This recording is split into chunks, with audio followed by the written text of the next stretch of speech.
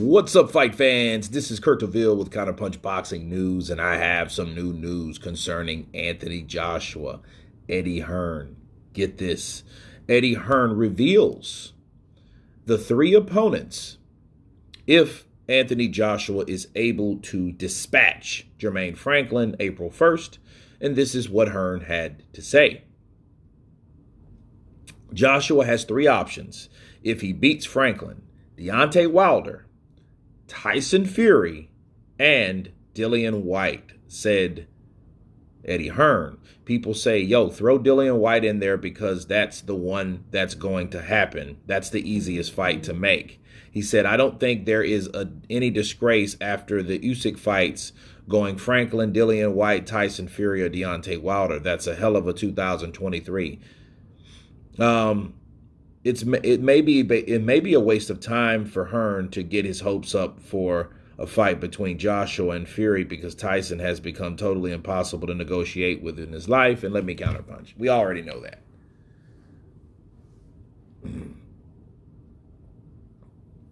There's a lot wrong with that to me. For one, Eddie's just doing his job because, it would be different if Anthony was talking about his opponents. Anthony should only be talking about one opponent, the opponent that he's going to fight, as we know. But with Eddie saying, well, he should be Deontay Wilder or Tyson Fury or Dillian Whyte. Well,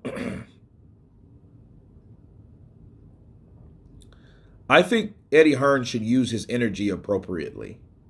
Okay? I don't think he's doing that. I think he's just talking. And what I mean by that is people criticize Eddie Hearn, especially for the Deontay Wilder fight. That would be the only fight that I want to see Anthony Joshua in this year. I don't care to see a Tyson Fury fight because Tyson Fury might not fight. The only reason or the only way we see a Tyson Fury versus Anthony Joshua fight is that Tyson Fury doesn't fight Usyk, fights some bum, and we may see it. But as we know, just like this article read, shout out to Charles Brunn, Tyson Fury has been impossible to work with, to negotiate with. He sabotages his own promotional company, his own negotiation team by talking a bunch of stuff on social media that's really not getting the job done, that doesn't really make sense, that's totally contradicting. So if I'm Eddie Hearn, I would want to. I would ignore even talks of Tyson Fury.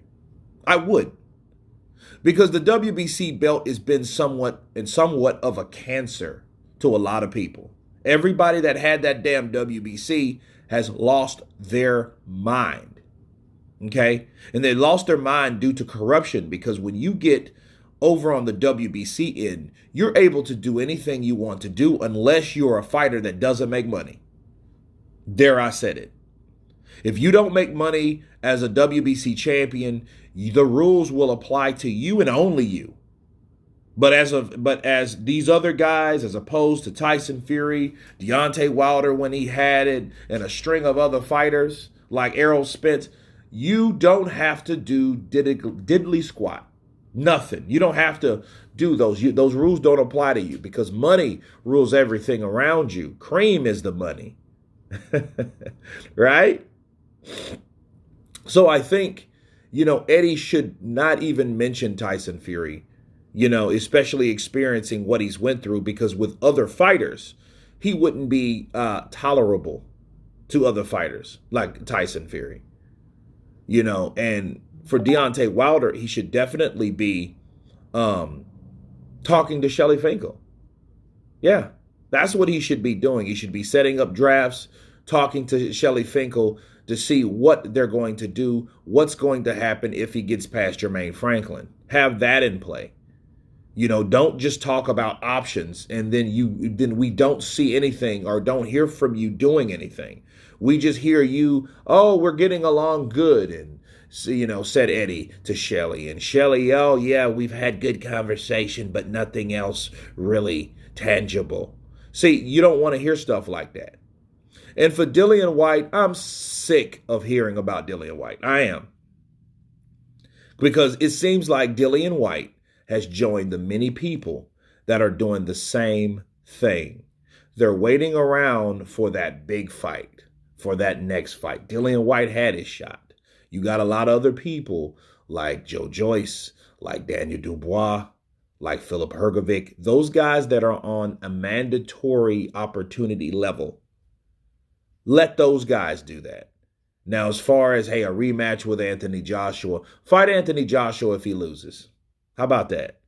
If he loses to Jermaine Franklin, then have a fight with Dillian White, because at that point you got two guys that really are trying to resurrect their career or whatever, and that may happen. But Dillian White, no, I don't want to see another rematch room type fight. I'm sick of looking at them. I'm just tired of them. I want to see new matchups, fresh matchups, nothing against any fighter. It's just with Dillian White, I want to see him fight someone else. Fight Luis Ortiz. Fight Charles Martin. You fought Jermaine Franklin and nobody really knew who the hell that was. Fight someone that we know about.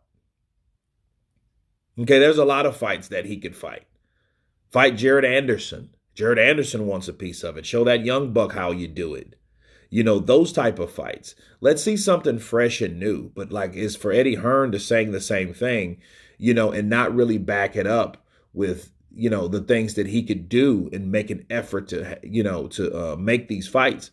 I don't really see that very promising. I just really see, this is what I see Eddie doing. If he beats Jermaine Franklin, we'll see a Dillian White fight. We won't see a Deontay Wilder fight. They will claim, oh, Deontay Wilder is fighting someone else.